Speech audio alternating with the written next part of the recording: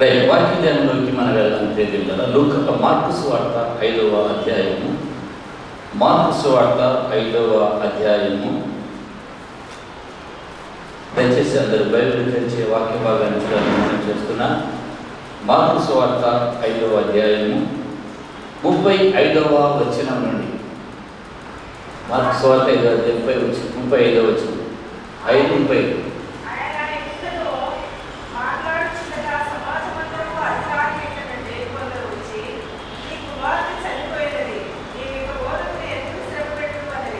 ఇక్కడ దేవుని వాక్యంలో మనం చూస్తున్నాం. మార్కు సువార్త 5వ అధ్యాయం 35వ వచనంలో యేసు ప్రభువారి దగ్గరికి ఒక సమాజపు మందిరపు అధికారి వచ్చాడు. ఈ సమాజ మందిరపు అధికారి వచ్చి తన కుమార్తె విషయమై అడగడానికి వచ్చాడు. అంటే ఆయన కుమార్తె అస్వస్థతగా ఉంది, చావడానికి అంటే చావు బ్రతుకుల మధ్య ఉంది. అలాంటి కుమార్తె స్వస్థత కొరకై యేసు ప్రభువుని వేడుకోవడానికి యేసు ప్రభువు దగ్గరికి వచ్చాడు. ఆయనతో మాట్లాడుతున్నాడు. ఆ మాట్లాడుతున్న సమయంలో ఇంటి దగ్గర నుండి కొంతమంది వచ్చారు. కొంతమంది వచ్చి ఏం చెప్తున్నారంటే, నీ కుమార్తె చనిపోయినది, నీవు ఇక బోధకుని శ్రమ పెట్టవుతాడు. వారు తీసుకొచ్చినటువంటి సమాచారం ఎలాంటి సమాచారం అంటే, నీ కుమార్తె చనిపోయింది, ఇక బోధకుని శ్రమ పెట్టవద్దు అని చెప్తున్నా. ఆ వార్త విన్నటువంటి సమాజ మందిరపు అధికారి ఇంటి దగ్గర వచ్చిన వారు చెప్పినటువంటి సమాచారాన్ని విని వారి అంటే వెళ్ళిపోవాలన్నా లేకపోతే యేసు ప్రభువారి మీద విశ్వాసం ఉంచాలన్నా ఒక సవాలుగానే ఉంటుంది. యేసు ప్రభువారు ఏమన్నారు? వారైతే వచ్చేయమంటున్నారు, ఇంకా నువ్వు బోధకుని శ్రమ పెట్టద్దు, నీ కుమార్తె చనిపోయింది, ఇంకా ఆశ వదులుకో అంటే తన కుమార్తె బ్రతకాలని, ఆరోగ్యంగా ఉండాలని ఆ ఉద్దేశంతోనే యేసు ప్రభువారి దగ్గరికి వచ్చాడు. యేసు ప్రభువారి దగ్గరికి వచ్చాడు సమాజ మందిరపు అధికారి. కానీ ఇంటి దగ్గర వచ్చిన వారు ఏం చెప్తున్నారు? నీ కుమార్తె చనిపోయింది, అయిపోయింది, ఇంకా చనిపోయింది కదా, ఈ బోధకులతో ఇంకా ఎందుకు నేను శ్రమ పట్టాలి, ఇంకా ఇంటికి వెళ్ళిపోవాలని తీర్మానంతో వెళ్ళిపోవచ్చు. కానీ చనిపోయినా కానీ సమాజ మందిరపు అధికారి కుమార్తె చనిపోయినా కానీ యేసు ప్రభువారు ఇంకా ఆయనకు ఎలాంటి నిరీక్షణ ఇస్తున్నాడో చెప్పండి. ఎలాంటి నిరీక్షణ ఇస్తున్నాడో మనం చూస్తాం దేవుని వాక్యం దగ్గర. చూడండి, యేసు అంటే ఏమంటున్నాడు? ఇదిగో ఇంటి దగ్గరికి వచ్చి వారు చెప్తున్నారే, ఆ మాటను లక్ష్య పెట్టాలి. అలాగనా చనిపోయింది ఆయన, అయ్యో అని దగ్గరగా ఏడుస్తూ ఇంటికి వెళ్ళిపోవాలి. కానీ వెళ్ళిపోలేదు. వారు చెప్పిన మాట ఎందుకు లక్ష్య పెట్టక అంటే వారు వచ్చి చెప్పారు ఆ మాట, వాటి ఎందుకు లక్ష్యం నుంచి వెళ్ళిపోవాలి. కానీ ఏమన్నాడు యేసు ప్రభువారు? లక్ష్య పెట్టాలి అని చెప్తుకో మాట ఏమన్నాడు? భయపడదు. ఇదే మనందరికీ చెప్తుంటాడు ప్రభువారు. చాలా భయం మనలో ఉండాలి. జీవిత కాలం అంతా కూడా ఏదో ఒక విషయాల గురించి మనం భయపడుతూనే ఉంటాం. ఏదో ఒక సమస్య, ఏదో ఒక బాధ, ఏదో ఒక ఆవేదన, దీని గురించి మనం భయపడుతూనే ఉంటాం. యేసు ప్రభువారు ఏం చెప్తున్నాడు ఆ వ్యక్తికి? కుమార్తె చనిపోయిన తర్వాత దుఃఖంలో ఉండడా, భయపడతాడు. కానీ యేసు ప్రభువారు ఇచ్చేటువంటి ఆదరణ, ధైర్యం ఎలాంటిది? భయపడాకు. నువ్వు భయపడుతున్నావా? భయపడాకు. చాలాసార్లు మనం భయపడతాం. ఆ భయాన్ని మనం చెప్పం, మా హృదయంలో దాచుకుంటాం. భయం ఏదైనా కావచ్చు. భయ కారణం లేని చోట భయపడతామన్నారు. ఊహించుకొని భయపడేటువంటి సంగతులు చాలా ఉంటాయి. ఊహించుకుంటాం, ఆలోచిస్తాం, ఊహించుకుంటాం. ఆ ఊహించుకున్న దాన్ని బట్టి మనం భయపడతాం. అంటే భయపడడానికి కారణం లేదు. కారణం లేని చోట భయపడుతున్నాం. ఈ వ్యక్తి భయపడడానికి అక్కడ రుజువు ఉంది. వారు వచ్చి చెప్పారు, ప్రభువారు కాదు భయపడాలి, వారి మాట లక్ష్యం ఉంచాలి అంటే అర్థమేమి? నిరీక్షణ గొప్పనాది యేసు ప్రభువారు. మన జీవితంలో నిరీక్షణకు పునాది ఏంటంటే యేసు ప్రభువారు. ఎప్పుడైతే నువ్వు వాక్యానికి దూరం అవుతావో, ప్రార్థనకు దూరం అయిపోతావో, అయితే విచారం నేను కొట్టుకూలిపోయే విధంగా చేస్తుంది. దేవునిలో నువ్వు స్థిరంగా ఉండాలంటే ఎప్పుడు కూడా నీ హృదయము దేవునికి సమీపంగా ఉండాలి. వాక్యం చేత ఎప్పుడు నీ హృదయాన్ని నింపుకుంటూ ఉండాలి. ప్రార్థన చేత నీ విశ్వాసానికి పునాది గట్టిగా వేసుకోవాలి.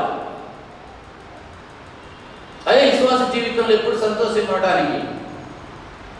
కొన్ని పూలు చిన్న వడగాలి పెట్టగానే వాడిపోతాయి. కొన్ని పూలు ఎంత వడగాలి పెట్టినా చాలా ఫ్రెష్గా ఉంటాయి.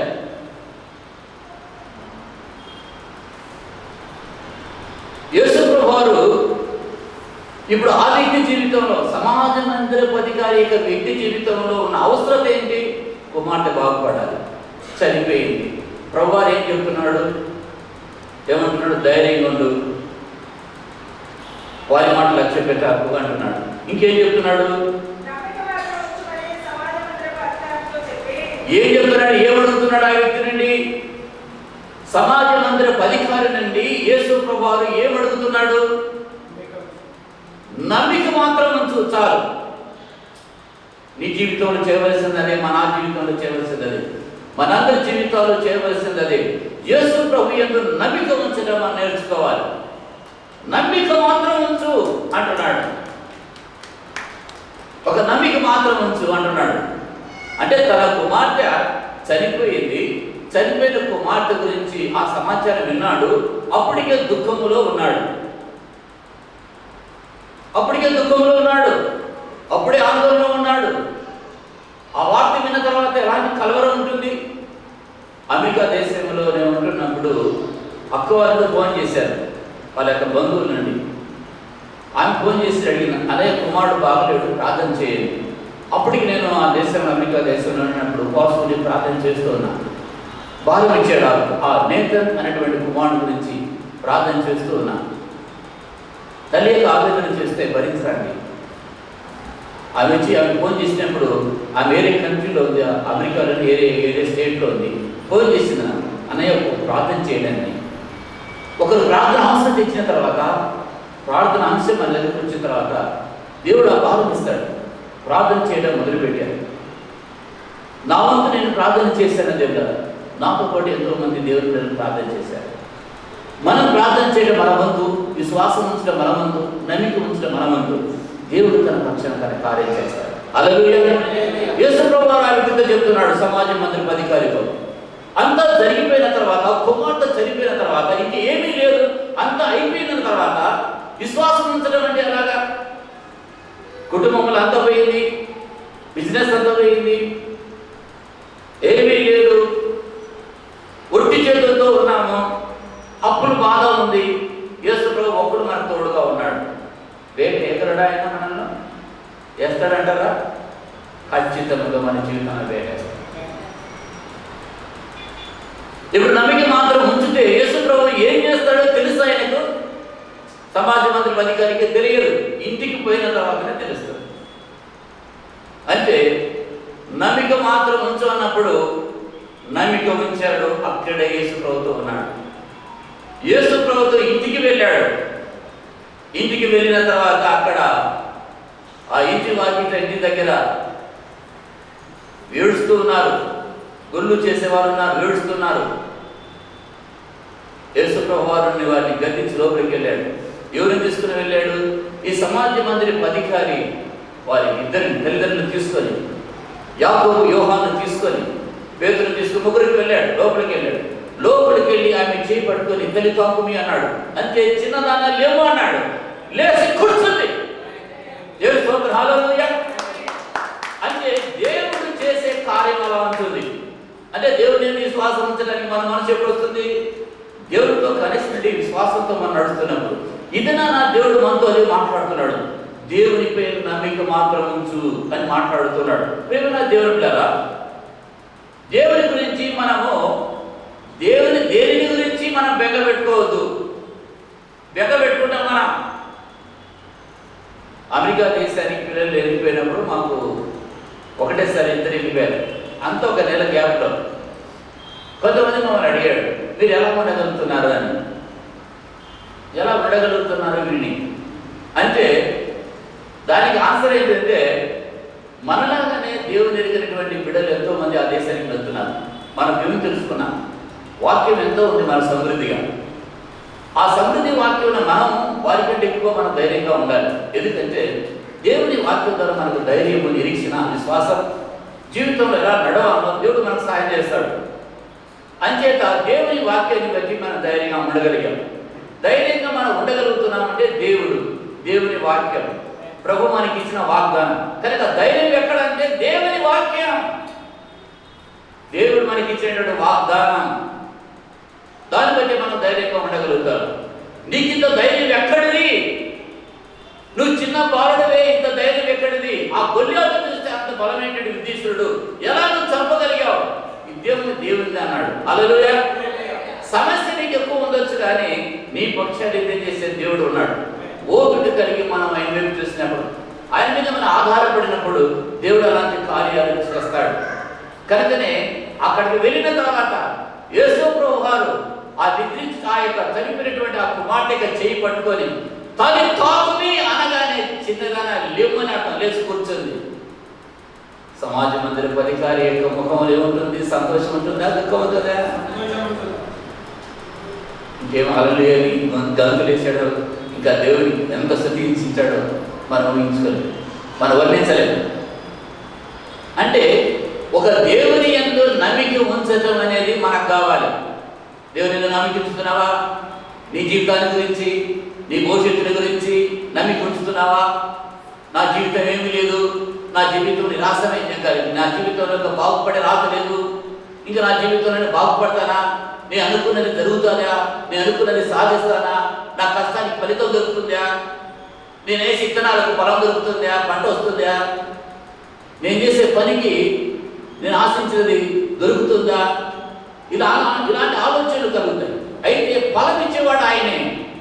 నువ్వు నమ్మికే ఉంచాలి. ఫలం ఇచ్చేవాడు ఆయనే. నీకు దాచించిన మేలు ఆయన ఇస్తాడు ఆయన. నువ్వు నమ్మిక ఉంచు. సందేహం పెట్టుకాకు, తొమ్మలాగా సందేహం పెట్టుకాకు. విశ్వాసం ఉంచు, నమ్మిక మాత్రం ఉంచు. కనుక మనందరికీ కూడా ఒకటి ఉండేది, దేవుడి గురించి ఆలోచన. నాకు ఎలాంటి కోడలు వస్తాడో, నాకు ఎలాంటి భర్త వస్తాడో, నాకు ఎలాంటి భార్య వస్తుందో, నాకు ఉద్యోగం వస్తుందో రాదో, రేపటి గురించి నా బిడ్డలు ఎలా ఉంటారో, అసలు నా కోడలు చూసుకుంటారో చూసుకోరా, కోడల సంగతి ఎందుకు?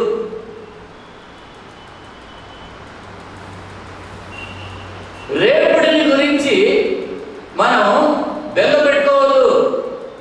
దేవుడు నీకంటే ముందే అక్కడ ఉంటాడు. నీకంటే ముందు అక్కడ ఉంటాడు ఆయన. దేవుడు నీకంటే ముందు అక్కడ ఉంటాడు. చూడండి దేవుడా, హెబ్రీ 11వ అధ్యాయం 6వ వచనం ఎలాగా మనం నమ్మిక ఉంచాలంట చూడండి. దయచేసి ఆ వాక్య భాగ్యం మనం చూద్దాం. హెబ్రీ 11వ అధ్యాయం 6వ వచనం. హెబ్రీ 11వ అధ్యాయం 6వ వచనం. అందరూ కూడా ఆ వాక్య భాగాన్ని చూద్దాం దయచేసి. విశ్వాసము లేకుండా అసాధ్యం. దేవుని యొద్దకు వచ్చువాడు ఆయన ఉన్నాడని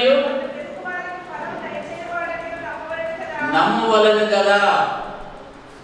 ఏమంత ఏం చెప్తున్నాడు వాక్యంలో? దేవుని యొద్దకు వచ్చేవాడు అంటే దేవుని దగ్గరికి వచ్చేవారు ఏం నమ్మాలి? ఆయన ఉన్నాడని. ఉన్నాడా? అసలు దేవుడు ఉన్నాడా? ఎప్పుడంటే అన్నమాట ఎక్కడున్నాడని దేవుడు ఇంత జరిగి నీకు ఎక్కడ దేవుడు అంటున్నావు? కొంతమంది అంటారు ఎక్కడున్నాడు నీకు దేవుడు, ఇన్ని జరిగినా దేవుడు అంటావు. ఎవరున్నారు అన్నమాట? ఏమో భార్య ఉంది, ఎక్కడున్నాడు దేవుడు అంటున్నావు. దేవుడిని సేపించి చనిపో, పక్కంగా చచ్చిపో అనిందే లేదా? అదే డబ్బున్న పడిపోయినట్టే నా భర్త ఎంత సంపాదించినాడు, పూజ దేశుడు, గొప్ప ధనవంతుడు, నాకేం పదవలేదు. చూడు ఎన్ని గొర్రెలు ఉన్నాయో, ఎన్ని ఎడ్లున్నాయో, ఎన్ని వంటలు ఉన్నాయో, ఎన్ని గాడిదలు ఉన్నాయో, ఎంతమంది పనివారు ఉన్నారో. ఆయనకు భార్య రావడం నాకెంత అదృష్టము. ఆయన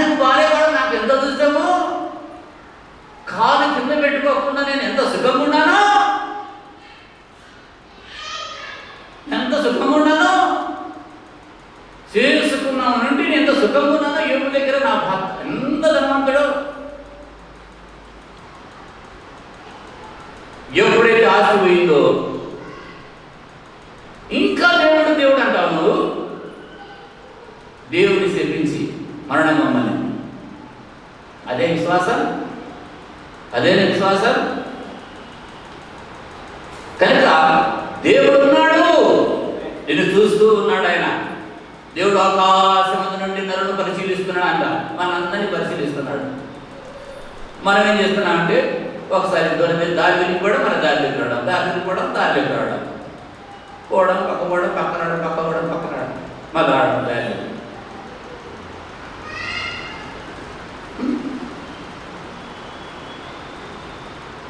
తను ఎదుగు వారికి దేవుడు ఉన్నాడని నీతో ఉన్నాడు. ప్రభు నీతో ఉన్నాడు, నేను చూస్తూ ఉన్నాడు, మనం చూస్తూ ఉన్నాడు. ఈ ప్రభువు వల్ల తీసుకున్న సమయంలో ఒక పాట పాడు, సిలువలో నాకై కార్చే యేసు రక్తం పాడాం కదా. 1995 సంవత్సరంలో ఆ పాట గుర్తుకొచ్చినాక గుర్తుకొచ్చింది. 1995 సంవత్సరంలో జింకానా గ్రౌండ్లో ఒక మీటింగ్ ఏర్పాటు చేశారు. రెనాడ్ బొంకే ఆ మీటింగ్కి వచ్చాడు. నేను అనుకుంటాను 95 సంవత్సరాలు అనుకుంటున్నాను దగ్గర. అప్పుడు జయకాయ మిలిటరీ నుండి రిటైర్డ్ అయ్యాడు అప్పుడే బ్రదర్. వారికి ఒక వెహికల్ కొన్నారు, అంబాసిడర్. ఆ అంబాసిడర్ వెహికల్ ఆ మీటింగ్కి వెళ్ళాను. అదే పాట జింకానా గ్రౌండ్లో అడుగు పెట్టి ఆ పాట పాడుతున్నప్పుడు పరలోకి కిందికి దిగి వచ్చింది అని అనిపించింది. అంటే పాడుతున్నాను. అక్కడికి వెళ్ళాను మీటింగ్. జయకు వచ్చింది, జయతో పాటు అన్నప్పుడు వచ్చి ఇద్దరు కలిసి వచ్చారు. నేను వాళ్ళ కారులో నన్ను తీసుకెళ్ళారు. కొంతమంది వచ్చారు, వెళ్ళాం. ఫస్ట్ అంబాసిడర్ కారు, నా అంబాసిడర్ కారు వెళ్ళాను. మీటింగ్లోకి వచ్చి కూర్చున్నాడు ఆయన. రెనాడ్ బొంకే మీటింగ్లో కూర్చున్నాడు ఆయన. ఆ పాట అద్భుతంగా పాడుతున్నప్పుడు ఎంత అద్భుతంగా ఆ రాత్రి చిచ్చిపోయే వాళ్ళు పాడుతుంటే ఎంత అద్భుతంగా ఉందంటే దేవుడు కదా, ఎంత అద్భుతంగా పాడారు. అప్పుడే కొత్తగా రక్షింపబడ్డాను. పరవశించిపోయాను. ఆ పాట మరలా వినాలి. యేసుప్రభువు వారి శిలువలో కాల్చిన రక్తం గురించి వింటూ ఏడ్చుకుంటూ ఆ గ్రౌండ్లో వింటూ ఇంకా నా హృదయం అంతా ఆయన వైపు చూస్తుంది. పాట అంత అద్భుతంగా పాడుతున్నాను. హృదయం తెరవాలి. పాట పాడేటప్పుడు మనం వినటానికి, వాక్యం వినటానికి మన హృదయం తెరిస్తే దేవుడి వాక్యం ఫలిస్తుంది. దేవుడు ఉన్నాడని, తన వెలుగు వారికి ఫలం దయచేయవాడని నమ్మవలెను కదా. నమ్ముతావా? నమ్మవలని కదా. నాకు ఫలం దయచేస్తాడని నమ్మాలి కదా. ఏమో ఏం ఇస్తాడో ఏమో, జీవితం అంతా ఇక్కడ నడుస్తుంది, ఇట్లా ఇట్టుంటే బతుకు అని అవిశ్వాసం మాటలు, చిక్కిన మాటలు రాని. దేవుడు చేస్తాడైనా, నమ్మకస్తుడైనా, నమ్మదైన దేవుడు ఆయన చేస్తాడైనా. ఓపిక కలిగి ఉండాలి, మనం ఓపిక కలిగి ఉండాలి. పాదాలు పడితే ఆయన మీరు చూస్తూ ఉండాలి, ఆయన మీద ఆధారపడుతూ ఉండాలి. ఖచ్చితంగా ఆయన చేస్తాడు. అంత నమ్మకమైన దేవుడు, అంత ప్రేమామయుడు ఆయన, అంత గొప్ప దేవుడు ఆయన, వాగ్దానాలు నెరవేర్చినటువంటి దేవుడు ఆయన. కనుక నీకంటే ముందుగా ఆయన అంటాడు, బెంగ పెట్టుకోవద్దు. నీకంటే ముందుగా అక్కడ ఉంటాడు ఆయన. కనుక దేవుడు ఉన్నారా. ఫిలిప్పీ 4వ అధ్యాయం 19వ వచనం మనం చదువుతాం. అపోస్తలుడైన పౌలు ఫిలిప్పీకి రాసిన పత్రిక 4వ అధ్యాయం 19వ వచనం మనం చదువుకుందాం. కనుక కాగా తన ఐశ్వర్యం చొప్పున క్రీస్తు యేసునందు మహిమలో మీ ప్రతి అవసరము తీర్చును. హల్లెలూయా. తీర్చును అంటే తీర్చను అని. ప్రతి అవసరము ఆయన చిత్తానుసారం ప్రతి అవసరము తీర్చును. అవసరాల గురించి మనం చింతిస్తాం కదా. పిల్లలు బిల్లులు కట్టాలి, పిల్లలు వారి యొక్క బుక్స్ కొనాలి, వాళ్ళ డ్రెస్సులు కొనాలి, ఉన్నటువంటి కొన్ని ఆర్థిక విషయాల్లో కొంచెం డబ్బు కావాలి. ఈ భూ సంబంధమైన విషయాల్లో మనం ఆలోచిస్తూ ఉంటాం. ఆధ్యాత్మిక సంబంధమైన విషయాల్లో విశ్వాసం లేదు కదా, మంచితనంలో ఎదగాలి, ఆయన సారూప్యంలోకి ఎదగాలి, ఆయన వాక్యంలో ఎదగాలి, కృపలో ఎదగాలి. వాటి విషయంలో కూడా ఆయన ప్రోత్సాహం, ప్రతి అవసరం తీర్చు, ఆయన నమ్మిక ఉంచు. రెండోదిగా దేవుని ద్వారా సహాయం కొరకు ఎవరిని నమ్మాలి? సహాయం కొరకు ఎవరిని నమ్మాలి? సహాయం ఏ సహాయమే కావచ్చు. సహాయం కొరకు ఎవరిని నమ్మాలి? కొన్నిసార్లు అంతా మనకున్నటువంటి మనకు ఎదురయ్యే ఆటంకాలంతా ఆ ఆటంకాలు మనం దాటి వెళ్ళలేమో అనిపిస్తుందంట. అలాంటి ఆటంకాలు ఎదురవుతాయి. ఆటంకాలు ఎదురవుతాయి అన్నా మీరు చెప్పే సంగతి ఎంత కానీ ఏ ఆటంకాలు కానీ నా భర్త నాకు ఆటంకం. కొంతమంది ఏం చెప్తారు తెలుసా, ఈయనతో నుండి అయ్యా నాకు చాలా కష్టం వస్తుంది, నన్ను అర్థం చేసుకోవడం. కుటుంబంలో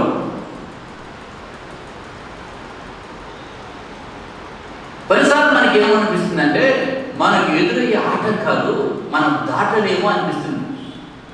ఇంకా దాటలేమో, ఈ అప్పు తీర కట్టుండవలసిందేమో, ఈ కుమారుడు మారడేమో, ఈ కుమార్తె మారదేమో, ఈ పరిస్థితులు మారమేమో, బాగుపడే రాత మనకు లేదేమో, బాగుపడతామో లేదో, బంధువుల మధ్య స్నేహితుల మధ్య నవ్వాడైందేమో, ఇలాగా మన తలెత్తే తలంపులు ఆలోచనలు చాలా ఇదిగా ఉంటాయి. మనకు ఎదురయ్యేటువంటి ఆటంకం పెద్ద అనారోగ్యం ఒక ఆటంకం కావచ్చు. సో ఈ ఆటంకాలను మనము దాటలేమో అనిపిస్తుంది. కానీ అలాంటి సమయంలో సహాయం కొరకు దేవుడు ఏం చేస్తాడంట, నా వైపు తిరగండి అని ఆహ్వానిస్తున్నాడంట. ఆహ్వానిస్తున్నాడు ఆయన, నా వైపు చూడండి అని, నా వైపు చూడండి, నా మీద ఆధారపడండి అని చెప్తున్నాడు. దేవుని మీద ఆధారపడడం నేర్చుకుంటే జీవితంలో చాలా అద్భుతంగా ఉంటుంది. ప్రతి చిన్న విషయంలో దేవుని మీద ఆధారపడటం, ప్రతి చిన్న విషయంలో దేవుని మీద ఆధారపడాలి మనం. చదవండి దేవులారా, కీర్తన గ్రంథం 121వ అధ్యాయము మొదటి వచనం మనం చదువుదాం. కీర్తనలు 121. కొండల తట్టు నా కన్నులు ఎదుగుతున్నాను, నాకు సహాయం ఎక్కడి నుండి వచ్చును. ఈయన బాగా అడుగుతున్నాడు. ఏమడుగుతున్నాడు? ఈయన చూడేమో కొండ తట్టు చూస్తున్నాడంట, సహాయం ఎప్పుడు వచ్చని మన ప్రశ్న వేస్తున్నాడు. సహాయం ఎప్పుడు వస్తుంది? సహాయం ఎప్పుడు వచ్చును అని ప్రశ్న అండి. సహాయం ఏ విషయంలో సహాయం? ఒక వ్యక్తి అంటాడు దగ్గరకు వచ్చి, నాకు అనారోగ్యం ఉంది, నాకు ఆరోగ్యం కావాలంటే సహాయం కావాలి. ఒక వ్యక్తి వస్తాడు, నాకు అంత జ్ఞానం లేదు, నాకు జ్ఞానం కావాలి. ఒక వ్యక్తి అంటాడు, నేను 10 ఎకరాల పొలం కొన్నాను, రిజిస్ట్రేషన్కు సహాయం కావాలంటాడు. రకరకాల సహాయాలు ఉన్నాయి. సహాయం ఎప్పుడు వస్తున్నాం? ఇల్లు కట్టుకుంటున్నాను, మధ్యలో ఆగిపోయింది, డబ్బులు కావాలి. మధ్యంతరం ఆగిపోయింది. కుమార్తె పెళ్లి సెటిల్ అయిపోయింది, డబ్బు కావాలి. సహాయం ఎప్పుడు పెడతారు? పిల్లుడు విదేశాలకు వెళ్ళాలి, బాబు విదేశానికి వెళ్ళాలి, అన్ని యూనివర్సిటీలో సీట్ వచ్చింది, బ్యాంకు వాళ్ళు లోన్ ఇవ్వాలి, సహాయం రావాలి. ఇలాగా దేవుళ్ళరా భూమి మీద మనుషులు సహాయం కొరకు ఎదురు చూస్తూ ఉన్నారు. నాకు సహాయం ఎప్పుడు వచ్చును? భూమి ఆకాశంలో సృజించిన యెహోవా వలన సహాయం కలుగు. ఎక్కడి సహాయం వస్తుందో మనకు జవాబు వచ్చింది. అక్కడ ప్రశ్న వచ్చింది, జవాబు వచ్చింది. కనుకనే సహాయం కొరకు ఆయన మీద ఆధారపడాలి, ఆయన యందు నమ్మిక ఉంచాలి. ఉద్యోగం కావాలి, ప్రభు నాకు ఉద్యోగం ఇస్తాడని నమ్ము, విశ్వసించు. ఒక ఆయన ఉన్నాడు, ఒక అబ్బాయి. ఆ అబ్బాయి కనుక్కున్నప్పుడు అంతా నేను చెప్పేవాడిని, నీ కొరకు నేను ప్రార్థన చేస్తున్నాను, నీకు వివాహం ఏంటది అని అనేవాడిని. సార్ వద్దు సార్ అన్నమాట, దానికి వివాహం కావాలి సార్, నాకు వివాహం అవుతుంది సార్, అది నా జీవితం నాకు వివాహం కాదు, అది మీరు ప్రార్థన చేసుకోడు కాదు సార్, మీరు ఎందుకు చేస్తారు సార్ ప్రార్థన? వాస్తవం చెప్తున్నాను, నిజంగానే ప్రార్థన చేసేవాడిని తెలుసు సార్. నా కోసం మీరు ఎందుకు ప్రార్థన చేస్తారు సార్? నాకు పెళ్ళి కాదు సార్, పెళ్ళి కాదు నాకు, నన్ను ఎవరు చేసుకుంటారు సార్ చెప్పండి సార్ అంటే నేను చెప్పేవాడిని, దేవుడు నిన్ను సృష్టించినప్పుడే ఆమెను కూడా సృష్టించాడు, నీ పక్కన కూడా సృష్టించాడు. నేను సృష్టించగానే నీకు సాటైన సహాయం కూడా నేను సృష్టించాడు కనుక ఎక్కడో పెట్టింటాడు ఆయన, నీకు వివాహం జరుగుతుందని. బిఎస్సి బిఈడు, బిఏ బిఈడు మొత్తం పైన టీచర్ని, గవర్నమెంట్ టీచర్ని భార్యగా ఇచ్చాడు. ఆయనకేం ఉద్యోగం ఏమి లేదు, మరి ఆయన పేరు చదవలేదు. హల్లెలూయా. ఊహించింటాడా గవర్నమెంట్ ఉద్యోగం చేసే భార్య దొరుకుతుందని?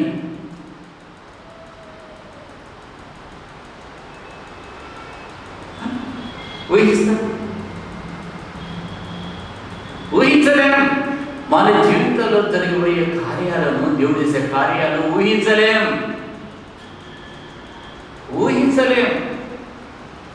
దేవుని ప్రేమించే వారికి, దేవుని మహిమపరిచే వారికి దేవుడు చేసే కార్యాలు అద్భుతంగా ఉంటాయి. అద్భుతంగా ఉంటాయి దేవుడారా, అద్భుతంగా ఉంటాయి. విశ్వాసం ఉంచాలంటే ఆయన మీద ఆధారపడాలి.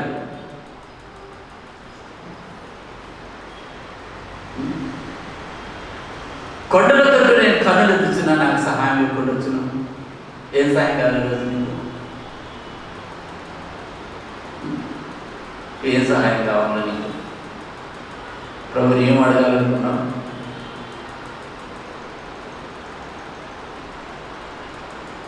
యేసయ్యతో ఒక చిన్న మాట సమస్యలన్నీ తీర్పు.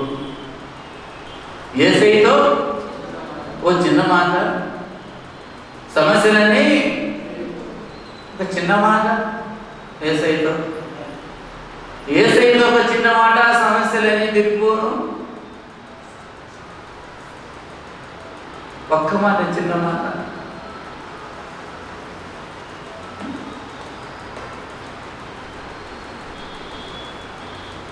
దేవుడు నిన్ను నడిపిస్తూ ఉన్నప్పుడు ఆయనపై నమ్మిక ఉంచాలి. చక్కటి దారిగా నడిపిస్తాడు. దేవుడు నిన్ను నడిపిస్తున్నప్పుడు ఆయనపై నమ్మకం ఉంచాలి. దేవుని అంటారు. సంఖ్యాకాండము ఒకసారి మనం చూద్దాం కదా. సంఖ్యాకాండము 9వ అధ్యాయము, సంఖ్యాకాండము 9వ అధ్యాయము 15వ వచ్చినట్టు మనం చూద్దాం.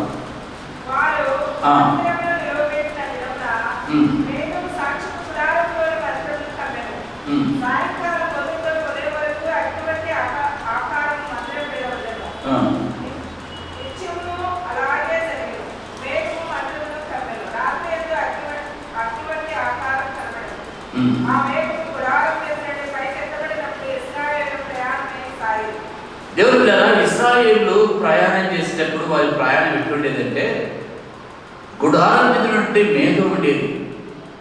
ఆ గుడారం మీద మేఘము పైకెత్తబడి కదులుతున్నప్పుడు ఇశ్రాయేలు ప్రయాణం చేసేవారు. ఎక్కడైతే మేఘం ఆగుతుందో అక్కడ గుడారం వేసుకునేవారు. అంటే దేవుడు అంటే వారికి కనపడకపోయినప్పటికీ ఒక మేఘస్తంభం వారికి గుర్తుగా పెట్టాడు. పగలు ఆయనకు మేఘస్తంభం, రాత్రి అగ్నిస్తంభంలో ఉండేది. ఎప్పుడైతే గుడారం మీద నుండి ప్రత్యక్ష గుడారం మీద మేఘం ఎత్తబడినప్పుడు ఇశ్రాయేలు ప్రయాణం చేసేవారు. నూతన నిబంధన గ్రంథంలో ప్రభువుని నడిపిస్తానని వాగ్దానం చేస్తూ ఉన్నాడు.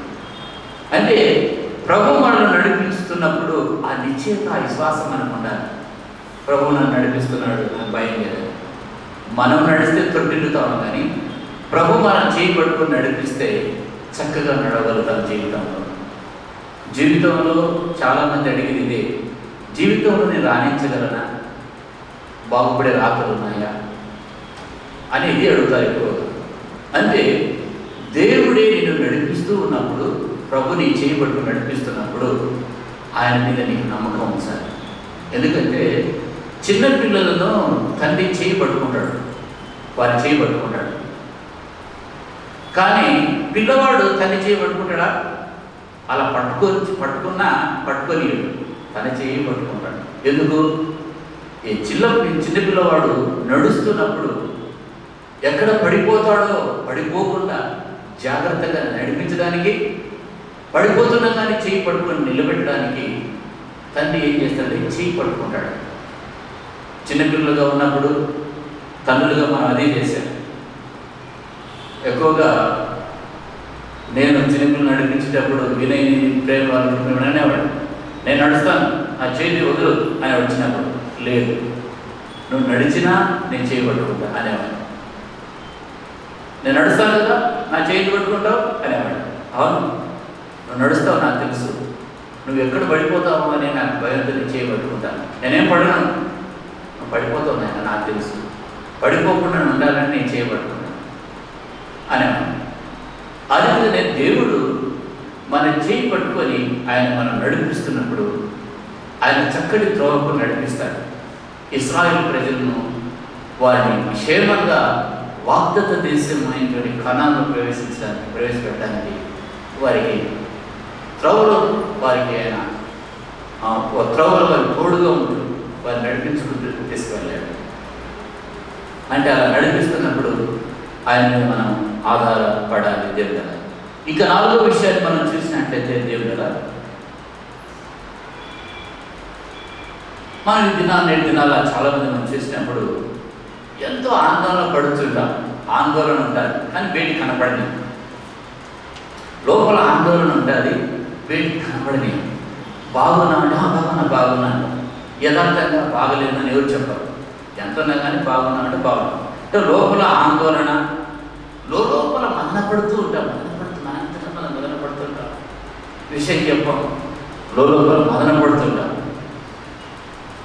ప్రతి రాత్రి ఇది నా రాత్రి, నా పగటికి, నా జీవితం అంతటికి నేను దేవుని ఎందుకు నమ్మికించిన అని చెప్పాలి. ఒక రాత్రి చాలామందికి ఒక రాత్రి గడవాలంటే చాలా కష్టంగా ఉంటుంది. రాత్రి అవుతుందంటే వారికి నిద్ర రాదు, భయం ఆవరిస్తుంది. ఆ రాత్రి కొరకు సహాయం కొరకు దేవుని మీద ఆధారపడాలి. పగలిపోత దేవుని మీద మనం ఆధారపడాలి. ప్రతి విషయంలో కూడా దేవుని మీద ఆధారపడాలి. మీరు అనుకుంటున్నారు కదా, కొంతమందికి కొన్ని రాత్రి రాగానే భయం అవుతుంది, కొంతమందికి సెల్ ఫోన్ దగ్గర నుండి భయం అవుతుంది రాత్రి. ఎందుకు? ఆ రాత్రి సెల్ ఫోన్ నేను ఏం చూస్తానో, ఎక్కడ చూసి నేను మరణమవుతానా అని భయం ఉంటుంది. ఒక ఆయన కన్నా కంప్యూటర్ దగ్గర ఉంటే కంప్యూటర్ చూసి భయపడతారంట, ఏమవుతుంది కంప్యూటర్ వచ్చి మింగదు. కంప్యూటర్లో ఉన్నటువంటి అసభ్యకరమైన విషయాలు ఉంటాయి, దాన్ని చూసి నేను ఎక్కడ పాడైపోతానని భయంతో దాన్ని భయపడుతూ ఉంటాను. ఒక యవనస్తుడు చూపించాడు సెల్ ఫోన్, ఏమైపోయింది అంటే దీని మీద నాకు కోపం వచ్చి ముక్కలు చేశానన్నాడు. ఇంకొకటి తీసుకోవా అన్నాడు. నీ హృదయంలో ఉన్నదాన్ని తీసే, ఎందుకు ముక్కలు చేసావంటే చాలా భయంకరమైన విషయాలను నేను చూస్తూ నాకు అసహ్యం కలిగి పగలగొట్టాను. 15,000 రూపాయలు చెప్పుకోండి పైకి పగలగొట్టేవాడు కానీ నీ హృదయం పోయిందే. హృదయంలోని తొలగించుకున్నంతవరకే పోరాటం ఉంటుంది. ఏం ఆధ్యాత్మిక జీవితం అంటే పోరాటం లేకుండా ఉంటుందా? పోరాటం లేదా? పోరాటం లేనివాడు క్రైస్తవుడు కాదు. పోరాటం అనేది ఉంటుంది, రోజు పోరాటం ఉంటుంది, రోజు పోరాటమే. ఆ పోరాటంలో నువ్వేం చేయాలి? నువ్వు ఎవరిని గెలిపిస్తే వారే గెలుస్తారు. దేవుని స్తోత్రం, హల్లెలూయా. నల్ల పిల్లిని గెలిపిస్తే నల్ల పిల్లి గెలుస్తుంది, తెల్ల పిల్లి గెలిపిస్తే తెల్ల పిల్లి గెలుస్తారు. నువ్వు ఎవరిని గెలిపించాలనుకుంటున్నావు? దేవుడినే లేకపోతే నీ యొక్క శరీరాన్ని, సైతాన్ని? నువ్వు ఎవరిని గెలిపిస్తే వారు గెలుస్తారు, ఎవరు గెలిపిస్తే వారు గెలుస్తారు. కానీ దేవుడు మనలో మనం మదనపడుతూ ప్రతి రాత్రి ప్రతి పగటికి దేవుని మీద మనం ఆధారపడాలి. ఆరోగ్యంగా ఉన్నాం, చక్కగా నిద్రపోతావు. ఆరోగ్యం లేని పరిస్థితి ఏంటంటే ఎప్పుడు తెల్లవారుతుందా అని చూస్తాడు. ఒక చిన్న పాప భయంకరమైనటువంటి వ్యాధితో మంచం మీద నుండి పడి లేవలేని పరిస్థితి, మంచం మీద పండుగ, కదలాలంటే కదలలేని పరిస్థితి, కూర్చోవాలంటే కూర్చోలేని పరిస్థితి, చేయి కదిలించాలంటే కదిలించలేని పరిస్థితి, భయంకరమైన నొప్పి వేదనతో మంచం మీద పడి ఆ పాపను ఆరు బయట మంచం మీద పడబెట్టారు. ఒక పాస్టర్ గారు వచ్చి ప్రార్థన చేసి, అమ్మా ఈ నొప్పిని ఎలా భరిస్తున్నామంటే రాత్రిపూట అంతా కూడా ఆ నొప్పికి ఆ మంచం మీద పడుకొని ఆకాశంలో నక్షత్రాల వైపు చూస్తూ నక్షత్రాలకు పేరు పెడుతుందంట. అది మా మమ్మీ, అది మా డాడీ, అది మా కుక్క, మా డాక్టర్ గారు, మా నర్సు, మా ఫ్రెండ్ అనే నక్షత్రాలకు పేర్లు పెట్టుకుంటూ పోతుంటారంట. చివరికి ఇంకా నక్షత్రాలు మిగిలి ఉంటాయంట. ఆ విధంగా ఆమె నొప్పిని మర్చిపోతుందంట, ఆ తెల్లబడిపోతుందంట. అంటే దేవుడు చూడండి ఆమె విశ్వాసం ఎలా అంటే మన విశ్వాసం అనేది రోజు రోజుకు బలపరచబడాలి. అందుకే మీ విశ్వాసాన్ని గురించి, మీ ప్రేమను గురించి తిమోతి మా దగ్గరికి వచ్చి చెప్పినప్పుడు చాలా సంతోషపడ్డాను అంటాడు పౌలు భక్తుడు. అంటే వారి యొక్క విశ్వాసాన్ని, వారి యొక్క ప్రేమను, దేవుడు నిలిచిన విధానాన్ని వారు కాపాడుకోవడం. కొరింథీ పత్రికలో ఉంటుంది 11వ అధ్యాయంలో ఏముంటుందంటే, మీరు విశ్వాసం గలవారే ఉన్నారో లేదో మిమ్మల్ని మీరే, 2 కొరింథీ 13:13, 1 కొరింథీ 13:13 చూడండి. ఏంటంటే మీరు విశ్వాసం గలవారే, చూద్దాం చెప్తారా వాక్యంలో, మీరు విశ్వాసం గలవారే ఉన్నారో లేదో మిమ్మల్ని మీరే పరీక్షించుకొనండి. 2 కొరింథీ 13వ అధ్యాయం, 2 కొరింథీ 13.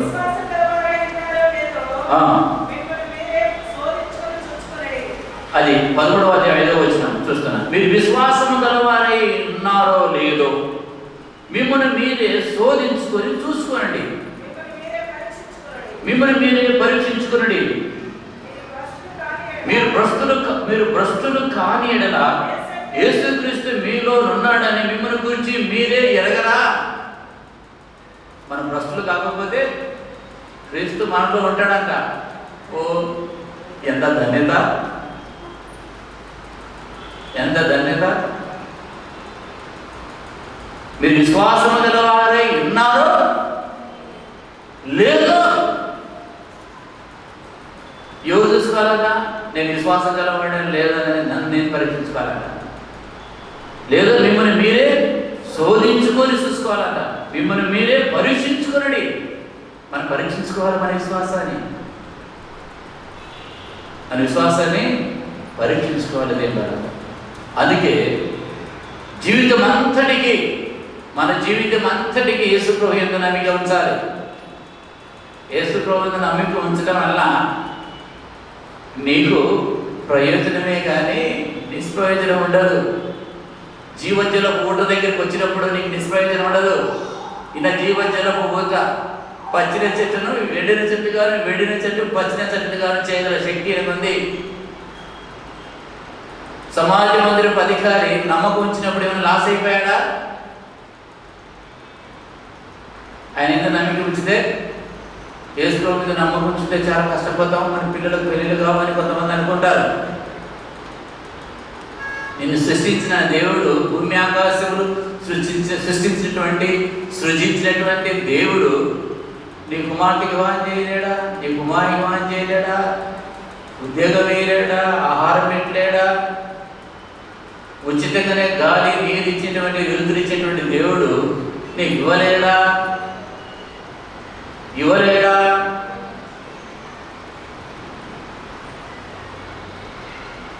ఇస్తాడు.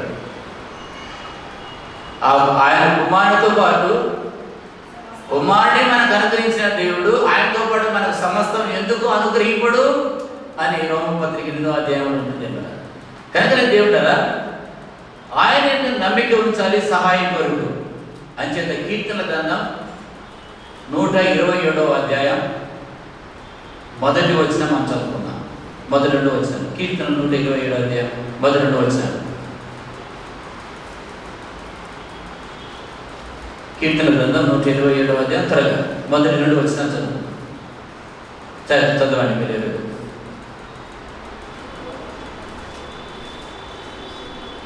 127 127 మొదటి నుండి వచ్చినారు.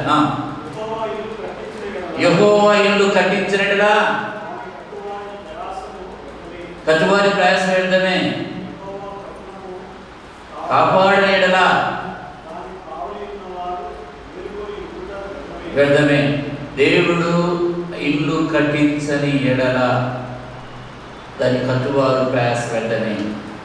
ఆయన కట్టాలి, కుటుంబాన్ని ఆయన కట్టాలి, ఆయన సహాయం కావాలి. ఆయన సహాయం కొరకు మనం చూడాలి. జీవితాన్ని కట్టేవాడు ఆయన.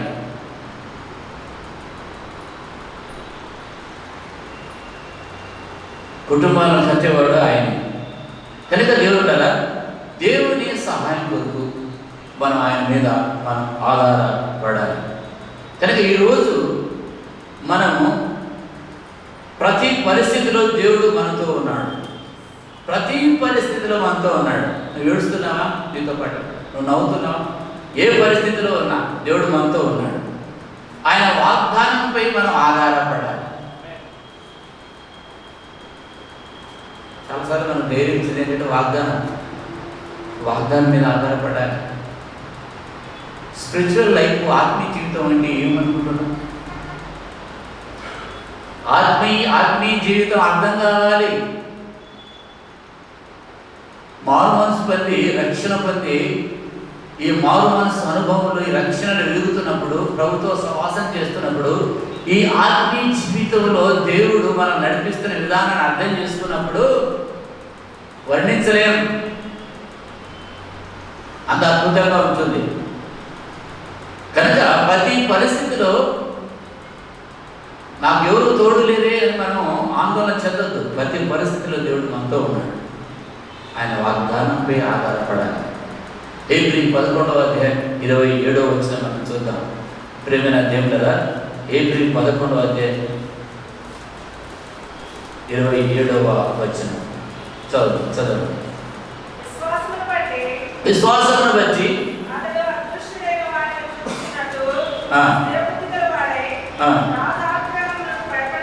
రాజాగ్రహమునకు భయపడక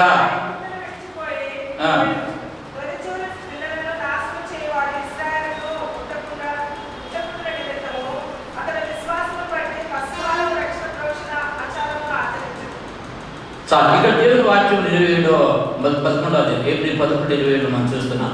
విశ్వాసమును బట్టి అతను అదృశ్యుడైన వారిని చూచుచున్నట్టు స్థిరబుద్ధి గలవాడే రాజాగ్రహములకు భయపడక ఐగుప్తును విడిచిపోయి. మోషే గురించి రాయబడుతున్నది. రాజాగ్రహములకు భయపడక విశ్వాసం. ఇదిగో మరలా కనపడితే నేను చంపేస్తాను. ఎవరిని? మోషేను. మరలా నా ముఖం కనపడి నా ముఖాన్ని మరలా నీ ముఖం చూపిస్తే నాకు చంపేస్తాను, నా ముఖం చూడక వెళ్ళిపో అన్నాడు. అంత కోపం, అంత హృదయాన్ని కఠినం చేసుకున్నాడు ఫరో. అంటే రాజాగ్రహానికి భయపడక విశ్వాసమును బట్టి ఐగుప్తు విడిచిపోయాడు. మళ్ళీ విశ్వాసం బట్టి మళ్ళీ ఐగుప్తు అడుగు పెట్టాడు. ఇశ్రాయేలు ప్రజలు నడిపించాడు. హల్లెలూయా, హల్లెలూయా. అది విశ్వాసం అంటే, నమ్మిక అంటే. ఈ దినాన మనం విన్న వాక్యం, ప్రతి పరిస్థితికి దేవునిపై నమ్మకం ఉంచాలి. ఒక పసిబిడ్డగా నమ్మకం ఉంచు. పసిబిడ్డను చెప్పగానే నమ్మకం ఉంచు. నమ్మకం ఉంచు. దేవుడు అద్భుతంగా నీ జీవితాన్ని నడిపిస్తాడు. ఆయన నమ్మదగిన దేవుడు. తన కుమారుని సహవాసానికి పిలిచిన దేవుడు నమ్మదగిన వాడు. ప్రార్థన చేసుకున్నాం. చిన్న ప్రార్థన చేసుకున్నాం. పరిశుద్ధుడా, ప్రేమటువంటి తండ్రికి స్తోత్రం. ప్రభువా, నీ మీద నమ్మకం ఉంచడానికి సాయం చేయి. ప్రభువా, నీ మీద నమ్మకం ఇచ్చినప్పుడు, నీ మీద ఆధారపడినప్పుడు మీరు అద్భుత ఆశ్చర్యకార్యాలు చేసే దేవుడిగా మీరు నందుకు వందనాలు చెల్లించుకుంటూ ఇంతమైన వాక్యం మా జీవితాలు ఫలింపులు తెచ్చి యేసు శక్తి పరిచిన నామాన్ని ప్రార్థించుకుంటున్నాం.